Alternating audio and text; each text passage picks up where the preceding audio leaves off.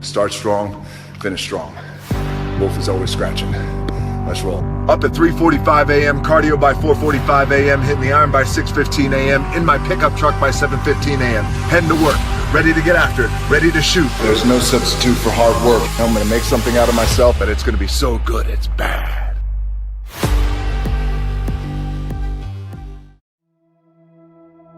Instead of telling you what I think you should be doing, or how you could be better, or I thought, well, let me just speak from the heart, speak from my gut, and really not have anything prepared, but just tell you what's worked for me.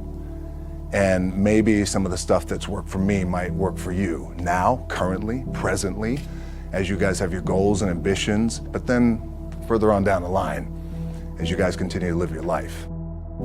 This idea and this notion that you could be anything you want, and you can accomplish anything you want, right? We hear that. You've heard that from the time you were little boys. You hear that now. You're already incredibly accomplished. You guys know that. The thing that has worked for me is to remember the hard times. So, and I'm sure you guys all have your processes. And again, I'm going to tell you what's worked for me. So before a big movie comes out, before, back in the days when I was wrestling with WWE, a WrestleMania match, anything big that would happen, I would always take a moment and I'd just remind myself, all right, I was evicted when I was 14. We were kicked off the island. We couldn't live in Hawaii. Had no place to live. A lot of shit happened then when I moved to Nashville. I was arrested multiple times by the time I was 16 years old. I would remember that, and it allows me then to be present in the moment and understand, holy, the stuff I have around me right now, this is the shit that I dreamed of when I was a kid. I am here. I played for University of Miami, played for great teams. Warren Sapp, Ray Lewis, they were my teammates. They were balling. Warren Sapp was playing tight end that time. I was starting defensive tackle. Yeah, they moved him over to D-line. And he looked at me, he's like, yo, dude, I'm gonna take your spot. And I said, you ain't taking my spot. He said, I'm gonna take your spot. I said, no, you ain't. We battled, and he took my spot. Now you can imagine how that with me, because there goes my opportunity. He went in, switched to defensive tackle, lit the world on fire. Well, what that did, it crushed me, it crushed my dreams. I had a piss poor senior year, zero production, no NFL, no combine invite, nothing. Finally went to the CFL, Calgary Stampeders, making $250 a week Canadian. Now I had to send that home to my wife at that time. Had no money. So I remember that. When I got cut from Canada, my dad in his pickup truck came down 4 o'clock in the morning, picked me up in Miami from Tampa. We lived in a little apartment in Tampa. He drove down in his little pickup truck to Miami to get me when I was cut from the CFL.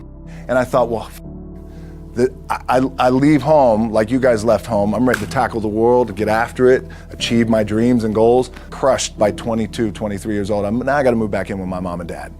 I played on great teams though. Wait a second, this is not supposed to be my future. I'm supposed to be in the NFL right now. I'm supposed to be making a lot of coin and buying my parents, buying me, taking care of my wife, but it never happened. So I pulled out my wallet. I thought, well, let me see how much money I have. I opened it up. I had a 5, a 1, and change. Well, at least I rounded up to $7. But I thought, God, ain't this a bitch? I got $7 in my pocket. Where the f do I go now? What do I do? I can't go back to CFL. The point comes where you hear that voice, the big run's over. Like, you're done, right? So I heard that voice. So as Coach was saying, man, I hold on to that. I'm telling you, I keep my back is up against this mother. We laugh, we joke, we have a good time, but my back is still up against this mother. I do not forget it. What this also helps me do, and again, it works for me, is at some point, you gotta be tired of not being number one.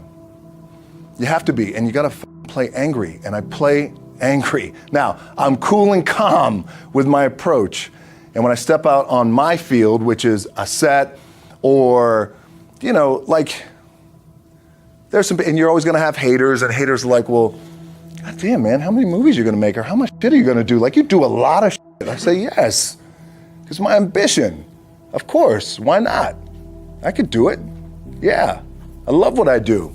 And not only that, but in what world do we not work every day? my back is up against this thing, you know, and I started to play angry, by the way, and I still play angry. My last match, Brock Lesnar, transitioned, and I realized if I had to be great at something, I wanted to be great in this world of Hollywood and movie making and producing and entertainment, I had to commit, and like you guys have to commit. Obviously, you commit to something, commit to the goal. So I quietly retired. 2 years later, I thought, what did I do with my career? Because my movies were not doing well. I was written off. I was like, it was around 2006, 2007. I was like, I left, I pulled a Jim Brown. I left when I was on top, like number one in the wrestling business, and I left. It was a ballsy, gutsy, some call it stupid move, but I had to commit and I had to follow what was in my gut. What helps me is to keep the hard times in the front of my mind, because it allows me to go into these big moments that I've worked my ass off, and you guys have worked your ass off. It allows me to go into these big moments with a different perspective. What it also does for me, and again, this is what works for me. Like, my back is up against this mother. Every day, it's against this wall. But it's up against this mother because it's what I believe in. And when my back is against this mother, then there's nowhere to go but that way.